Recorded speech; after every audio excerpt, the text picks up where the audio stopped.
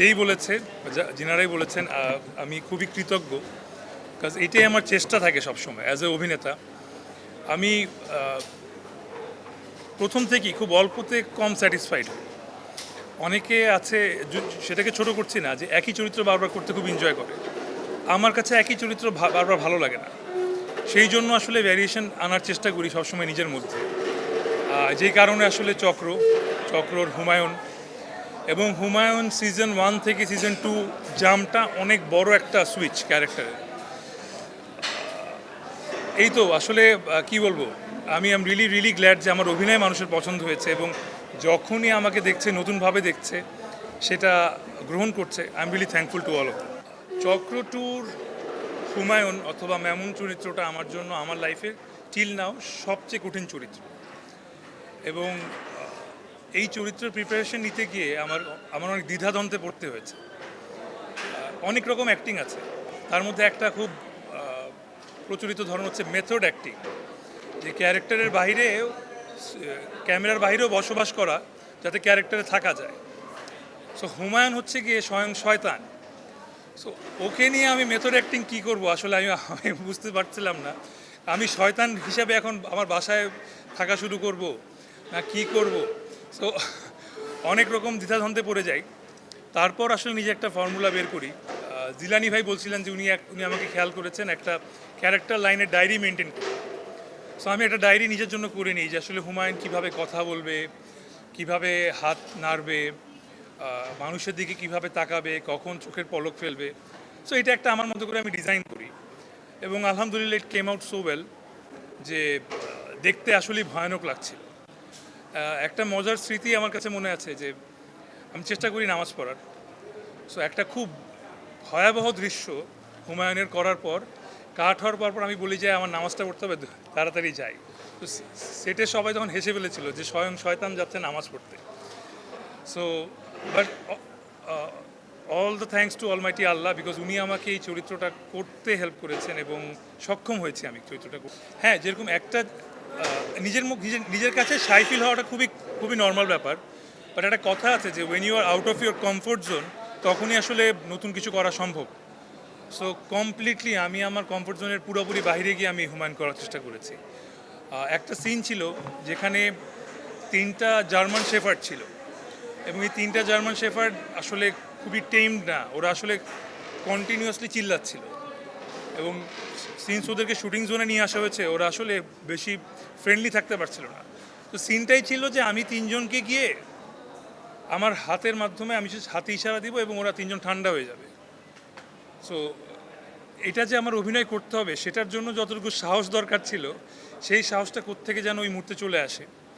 এবং অদ্ভুত জিনিস হচ্ছে কি, আমি যাওয়ার পর ক্যামেরার সামনে ওই কুকুরগুলো আমাকে বা হুমায়ুনকে দেখে ওরা শান্ত হয়ে যায় খুব ঠান্ডাভাবে, যেটা আসলে খুব ক্রিপি, খুবই কোইন্সিডেন্টাল যে বাস্তবে হুমায়ুন চলে আসলো কি না। বিকজ যে কুকুরগুলোকে সারাদিনে কেউ ঠান্ডা করতে পারেনি, হুমায়ুন ঢুকার সাথে সাথে ওরা একদম পুরা চুপ হয়ে শুধু আমি কি করছিলাম আমার দিকে তাকিয়েছে। এখন পিরিয়ড হোক রেগুলার বা হেভি, প্রয়োজন মতো কনফিডেন্স আছে রেডি। Play with confidence.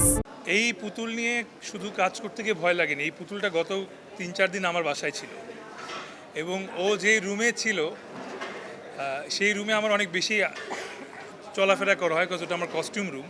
কিন্তু গত 3 দিনে আমি আমার কস্টিউম রুমে যাইনি, বিকজ ওর প্রতি একটা আলাদা ভয় আমাদের ইউনিটের সবার আছে। বিকজ কেন, সেটার জন্য চক্র 2 দেখবেন এবং হিচককের পারফরমেন্স দেখবেন শুধু। আপনার ছোটোবেলা আমি ম্যাচিউর ছিলাম। আচ্ছা, সো মানে তখন সরি, আবার ক্যারেক্টার নিয়ে ইচ্ছে ছিল, বাট স্পেসিফিক্যালি পুতুল নিয়ে খুব একটা ওরকম ভাবিনি আসলে।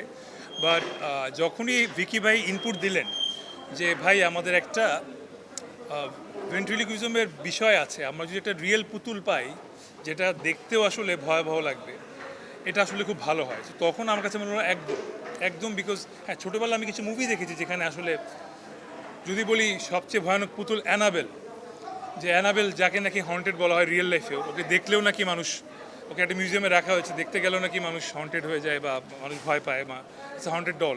ঠিক ওইভাবে হিচকক এখন আমাদের একটা হন্টেড ডল, যে আসলে যেখানেই থাকে তাকে নিয়ে মানুষের একটা মনের মধ্যে একটা আলাদা ভয় তৈরি। বাস্তব লাইফে যেমন ঘটেছে, এখন আমার সাপ ভয় লাগে না খোয়াব নামার কারণে। আমি এখন যে কোনো জায়গায় গেলে সাপ দেখলেই বলি, ও সাপ, এই দাও আমার দাও। তো খুব বাস্তব লাইফে আমি খুব ইউজড হয়ে গেছি। চক্র করতে গিয়ে এখন আমার কাছে মনে হয় রক্ত আমার কোনো বিষয়ই না। হয়তো সামনের কোরবানিতে আমি নিজেই হয়তো পশু কোরবানি দিতে পারবো। থাকে না আমাদের মধ্যে একটা করে ফিয়ার থাকে, প্রত্যেকের মধ্যে একটা করে ভয় থাকে। তো সেই ভয়কে আস্তে আস্তে ভিকি ভাইয়ের মাধ্যমে আমি এক এক করে জয় করতে শিখে গেছি। বাস্তবে যদি এরকম পাওয়ার থাকতো আমি 3টা জিনিস কী করতাম। আসলে হুমায়ুনের যে পাওয়ার, সেই পাওয়ার কোনোটাই ভালো কাজে ও কাজে লাগায় না। তো আমি চেষ্টা করতাম সবসময় ভালো কিছুই। সবার প্রথম করতাম আমাদের মিডিয়ার ভালো কিছু করতাম, তারপরে দেশের ভালো কিছু করতাম, তারপরে তো আমার পরিবারের ভালো কিছু করতাম। আর এই ভালোর তো শেষ নাই, কত কিছু করা সম্ভব সেটা এখানে বিস্তারিত না যায়। আমি অ্যাকচুয়ালি কাউকে জানাইনি বাসায় যে পুতুলটা বাসায় আছে, বিকজ আমি জানতাম সবাই এটাকে অন্যভাবে দেখবে। বাট তারপরও আমার ওয়াইফ, সে খুব কিউরিয়াসিটি নিয়ে ও একটা বক্সের মধ্যে থাকে, একটা কফিন টাইপের বক্স। তো সে বুঝে নেয় ওটা কী আসলে। তো আমি যে শুধু এতটুকু মনে আছে যে একটা চিৎকার শুনি, আমি দৌড়ে ডাইনিং রুম থেকে আমার কস্টিউম রুমে গিয়ে দেখি যে ওর বক্সটা খোলা এবং ও তাকিয়ে আছে আমার ওয়াইফের দিকে, আমার ওয়াইফ তাকিয়ে আছে ওর দিকে। এবং সে যে ও এখানে কেন, বললেন যে ওকে আসলে আমাদের প্রেস কনফারেন্সে নিয়ে যেতে হবে, তো ওকে রাখতে সবাই ভয় পাচ্ছিল। সেই দায়িত্বটা আসলে আমি নিয়েছি যে আমি ওকে নিয়ে যাবো। তোমার ভয় লাগতেছে না? আমি তখন স্বীকার করি নাই, বাট এখন স্বীকার করতেছি অবশ্যই ভয় লাগছিল বলেই সবচেয়ে আলাদা রুমটায় ওকে রাখা হয়েছিল। হ্যাঁ, মানে আমি একবার জিন দেখেছিলাম সিসিটিভিতে, আমার একটা ইন্টারভিউতে বলেছিলাম অনেক আগে। জেনুইন একটা জিন, একটা সিসিটিভি ফুটেজে দেখতে পাই, এবং সেটা দেখার পর আমার কেন যেন মানে ভয় কম, বরঞ্চ সৃষ্টিকর্তার উপরে বিশ্বাস আরও বেড়ে গিয়েছে। যে আমাদের তো বলাই আছে জিন আছে, সো মানুষ তো আমরা সবসময় দেখি, জিন দেখার সৌভাগ্য কয়জনের হয়। সো ওইটা দেখার পর আসলে আমার আসলে আরও সৃষ্টিকর্তার প্রতি যে বিশ্বাস সেটা আরও কঠোর হয়। এবং এই তো সো আর ভয় না খুবই সংক্রামক একটা জিনিস, এটা ট্রান্সফার হয়। সো আমি দেখছি যে চক্র 2 যারা দেখছে, ওরা দেখে যে রিভিউ দিচ্ছে, ওইটা দেখে আবার যারা দেখছে, প্রত্যেকের রিভিউতে একটা জিনিস খুব কমনই পাচ্ছি, যে এটা দেখার আগে আমরা যেরকম ছিলাম, দেখার পর অনেকটা ওরকম নেই, বা কিছুক্ষণ আমরা নর্মাল থাকতে পারিনি, বা ওই দিন রাতে ঘুমাতে প্রবলেম হচ্ছে। প্রচুর মানুষ আমাকে ইনবক্স করেছে, ওরা দুঃস্বপ্ন দেখেছে, যেই দুঃস্বপ্নে কোনো না কোনোভাবে চক্র রিলেটেড। সো এটা কোইন্সিডেন্টাল, এটা হতে পারে চক্রর একটা কোনো কারসাজি, বা এটা হতে পারে, বাট আমি খালি বলবো ভয় সংক্রামক। সো মানুষ চক্র দেখছে, ভয় পাচ্ছে, যেটাতে আমরা সাকসেসফুল করছে না। আলহামদুলিল্লাহ এরকম পাইনি, বরঞ্চ যত রকম রিভিউজ দেখলাম, ওটিটি কাজ নিয়ে তো রিভিউজ হয় প্রচুর, যতটুকু রিভিউজ দেখলাম সব জায়গায় মানুষ এটা মেনশন করেছে যে আমার কাছ থেকে এত নৃশংস অভিনয় আশা করেনি। তো এটাকে আমি খুব পজিটিভলি নিচ্ছি। Thank you so much, thank you.